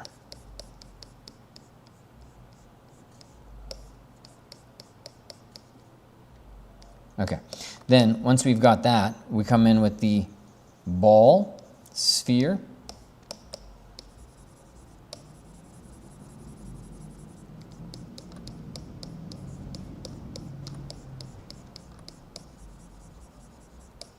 Okay, and let's see if we can.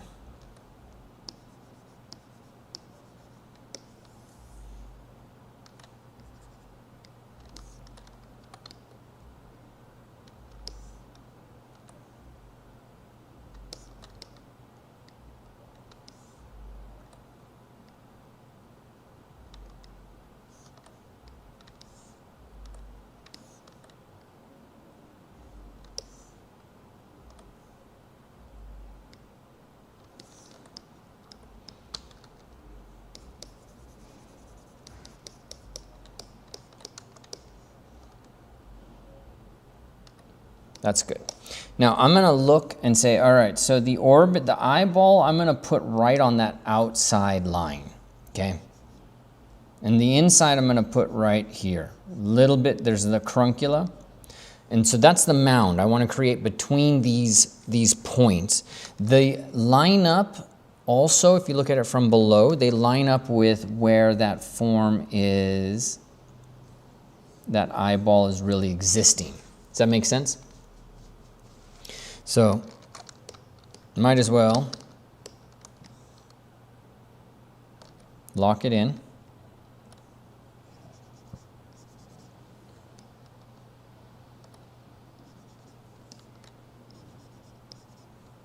Like that. And I'm not too far off, so good. Find the high point. The high point's a little bit off to the side here. And we might want to just come in and just work on that high point.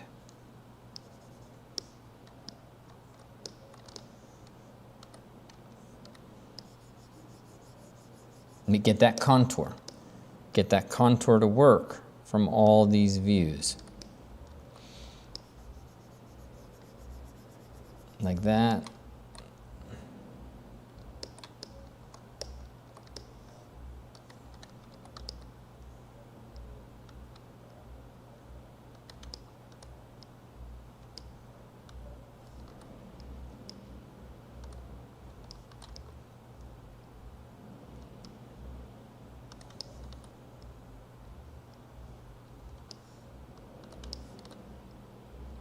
Okay, cool.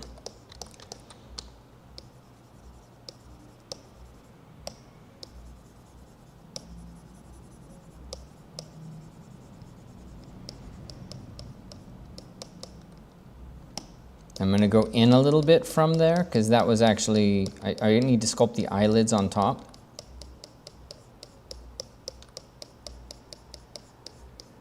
But you see how even sculpting the eyes, I have a process?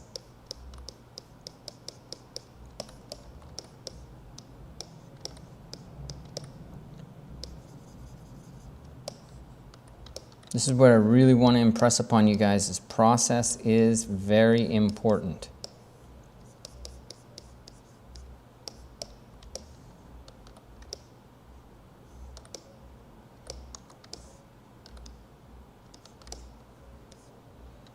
I'm going to fill this area in, call this the orbital septum.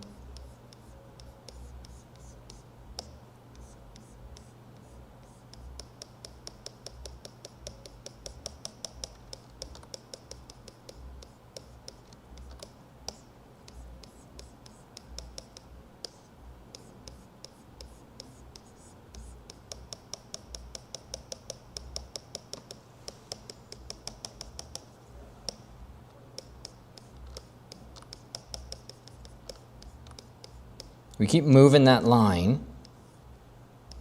That's what we'll be moving, is trying to figure out where that line is. But orbital septum and the sphere.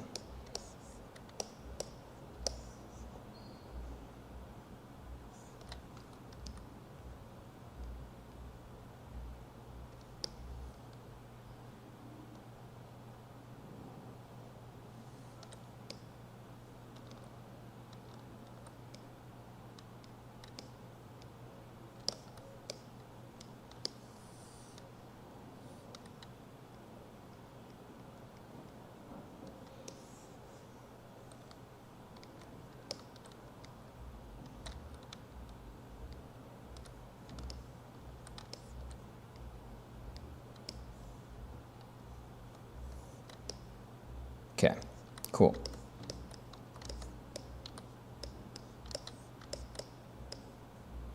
Now, how are we doing? Doing okay. Can't believe in all of these I save so irregularly.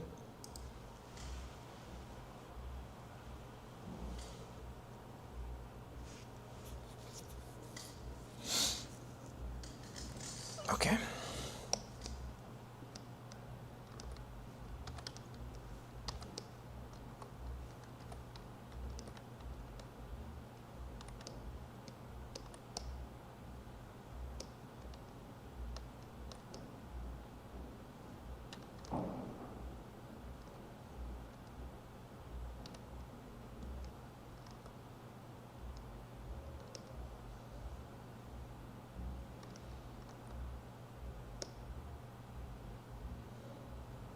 A little bit more fullness.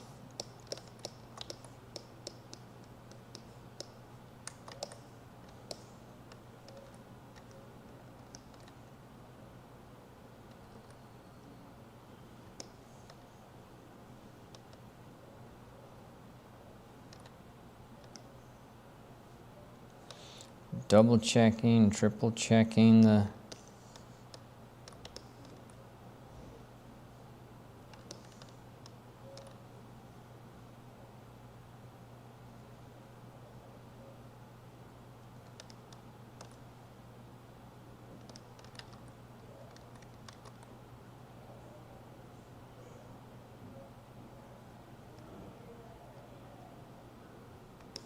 okay. All right, now let's do palpebral ligaments.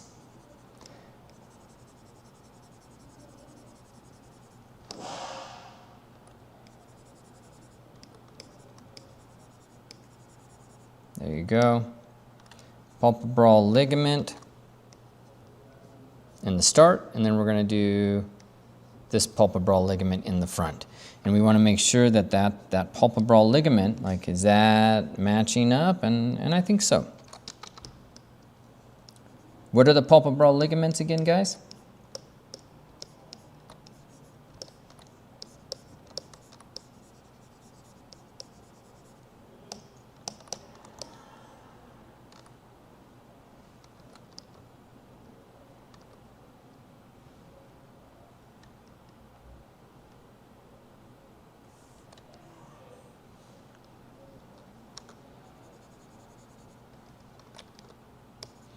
And then I'm just gonna sculpt it in wherever I think it is, and then I'll move it around.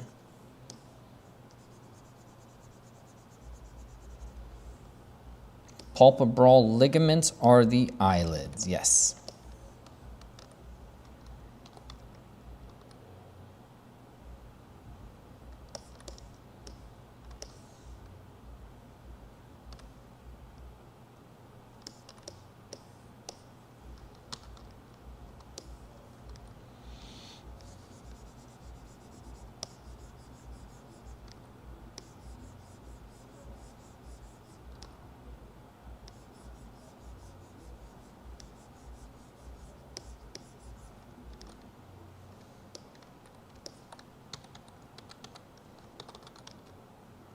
Okay, then I'll fill the space in between. I'll give it a little bit more of a ledge.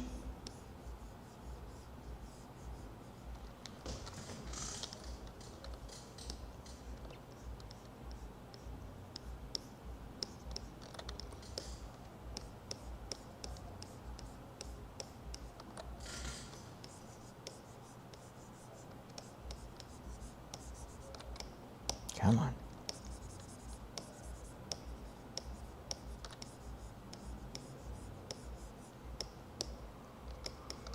Make sure you look at it from above. Are you capturing that S-curve? That S-curve's real, man.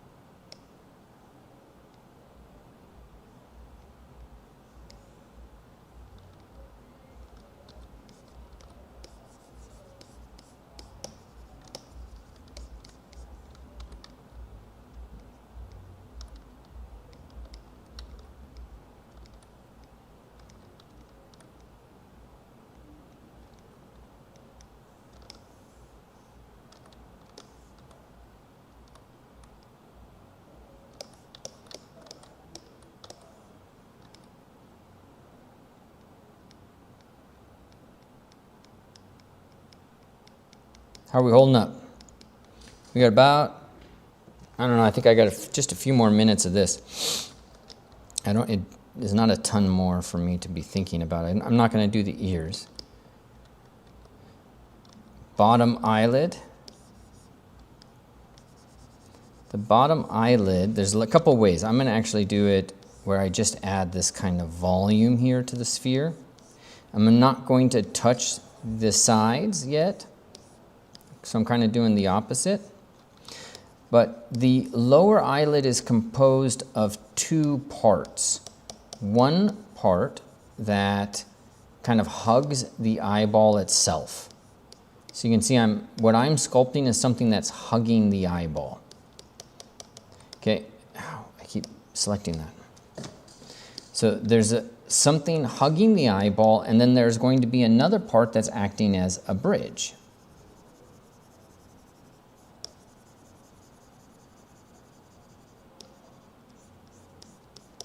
To the supraorbital or the infraorbital margin of the eye. And then as somebody gets older, then the fat starts to hang down from there and you start to get the eye bags and stuff like that. I'm still quite young and snappy, so I don't have that yet. But two parts.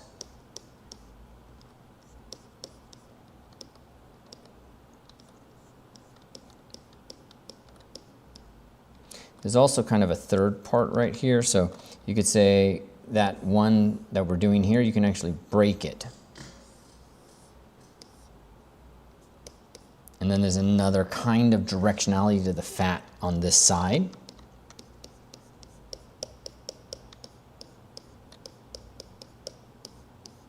But that's just us kind of getting more and more structural data, structural masses implicated in our journey.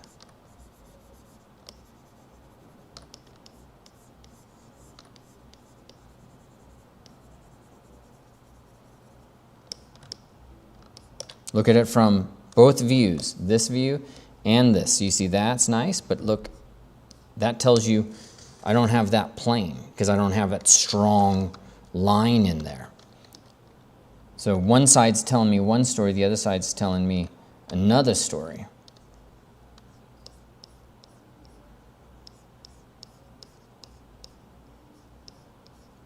And you're like the parent trying to figure out which child is lying their ass off.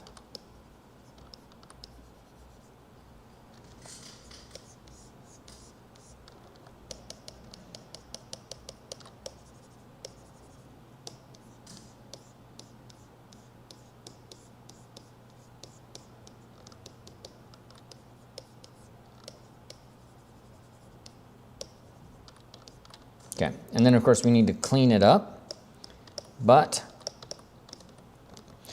not doing too shabby. Do notice though, look at that lead up. Isn't that crazy?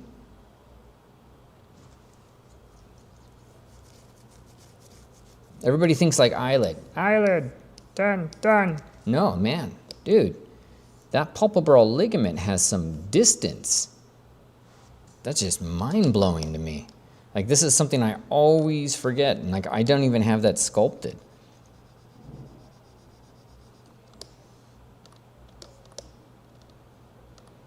I always forget how far forward that is.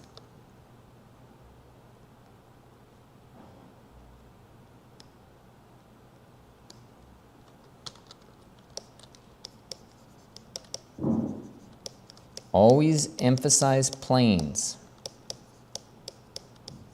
If you put the straight in, you can always do the curve.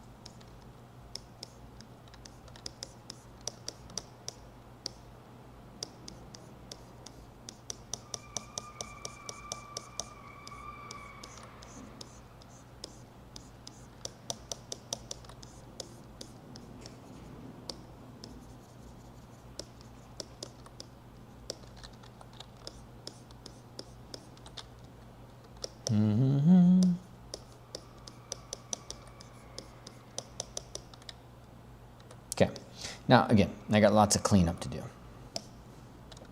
That's a little outside the scope of this class, like what we want to cover today.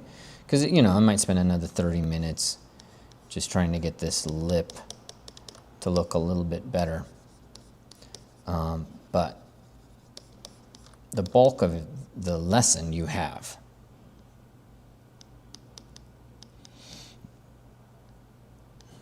So let me just place that lacrimol, and I think I'll be done.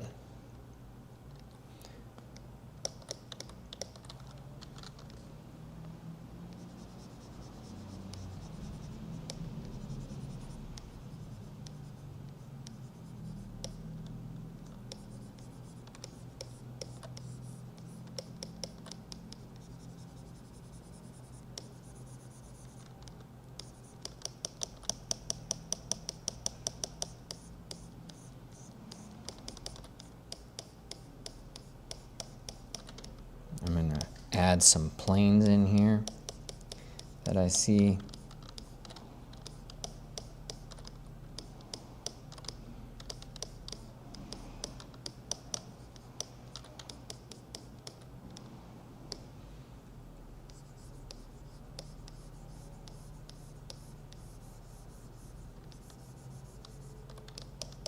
Okay.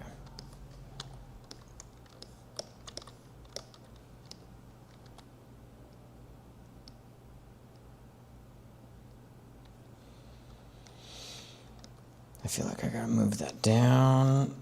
That nose crept up. That Disney princess line crept up.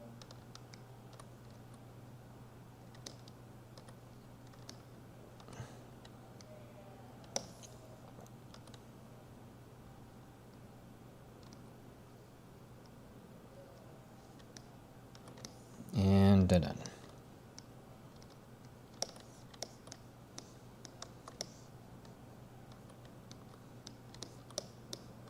What do you think? Whew. I'm gonna leave it here, team. There's more, right? I'll leave the mouth here a little undecided, just because it's so representative of the frustration that we had. Oh, the nose, we can't do that. Sorry. That nose needs to lift, People are, noses, like they don't, you can screw up noses pretty simple. People are pretty, small changes in a nose have a big impact.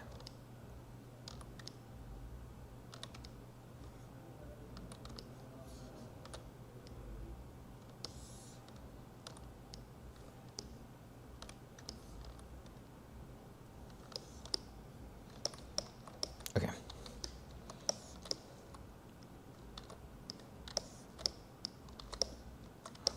There you go.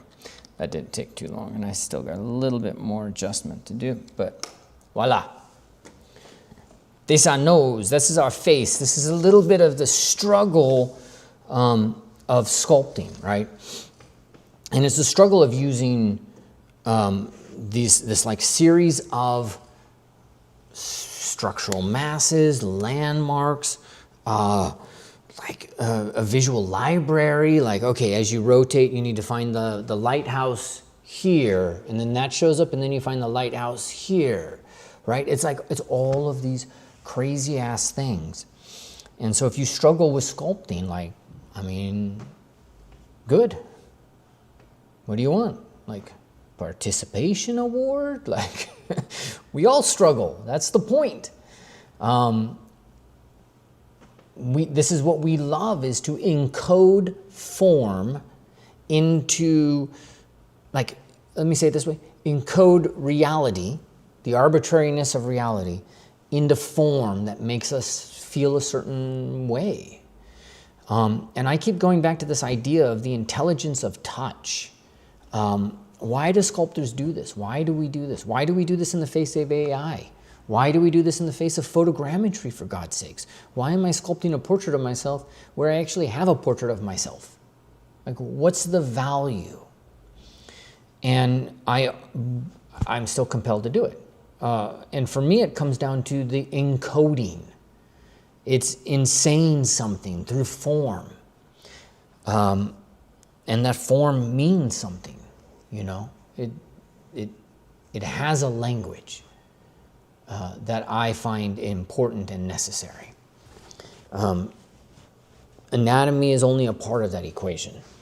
So if you guys are going to join me, I recommend you join me at least for the live class, because you'll get the anatomy, but you also get the live class for, like, I don't know, $100 more, 5 weeks. And that's where we go in and we're actually applying the anatomy. We're putting these things into practice and really just battling this out every week, right? So thank you guys so much for being here these 5 weeks, for showing up for me and leaving comments and all of that good stuff. Like, it really makes a difference. So tell me, I'm going to switch over to the screen, but tell me, what is one of the one or two things that you're going to take away from this entire 5 weeks? What was the most impactful for you? I would really love to know that. And then, so just as a reminder, Kingslien.art, that's where you can go, sign up. Enrollment's open now. It's only got 2 more days. Let me look through your comments. Matt, you're welcome. Ali, you're welcome. Absolutely, Bone Brew. Ray Trace, when do the live sessions in the course? It should be right there on it. Starts January 31st at 10 a.m., so that's a Saturday, and it just kind of every Saturday. All right, Frosty, amazing work. Thank you. Thank you, Ribo, Nira. Matt Elder's getting ideas of structure, planes, and walnuts. Good. That was my overarching goal. Arshita, you're welcome for the live streams. Absolutely. I'm glad you like the way I teach. Thank you. And let's go to this camera. Yeah, I'm looking at the TV right there. So Frosty got starting to look at anatomy via simpler shapes rather than the finite details, which 100%, right?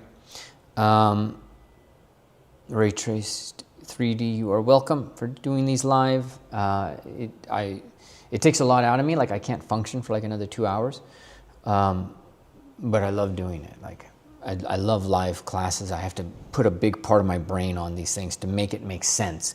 And then when I run into problem, turn that problem into a teaching moment. Imagining, will the core version of the course be available for purchase? No, once the timer's done, everything closes down. Next month we'll do a figure sculpting, and then we'll have a few launches of those. And there's probably about 3 to 4 more cycles before I open these things up just, on the permanent. But it's going to be a moment or two. And as I've explained to people in the Discord, I just really want to get everything done. And then when it goes live, I'll stop working on all of the pieces. When it goes live, they call it evergreen. The marketing people call it evergreen. Juiced, I think the new walnut strategy is really cool. I feel like really started understanding structure and masses. Good. So glad. Learned mindset. Yep, rock. Tank guy, you are welcome. I'm glad anatomy is now looking easier. Venn Sculpt, got to get the Bridgman forms into my brain first and foremost. Yes, the OG of structure. That guy would have been amazing to learn from.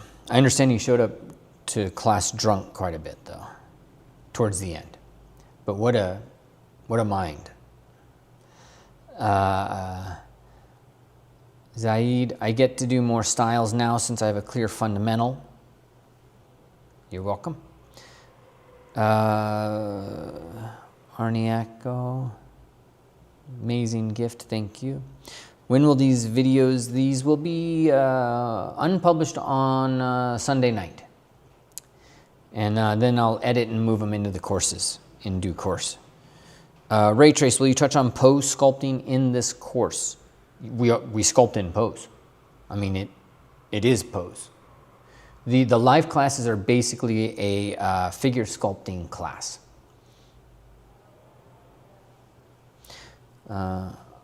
Armaniaco, will you keep these videos on the channel? No, they get unpublished on Sunday. Juiced, glad you enjoyed these 5 days.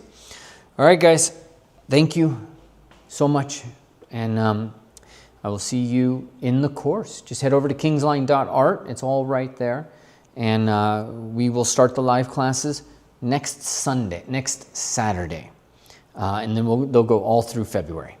So I'm excited for that. And I'll probably do one more round, but the live classes, I think there's an end to those pretty soon. So don't miss out. It's a great time for us to all get together and apply this and really have our dedicated time to understand things. Okay. Thank you. All right. Have a great weekend. Couple more days, kingslien.art. I'll see you guys in the course. Thanks for being here. All right, see ya. Let's go back to this page.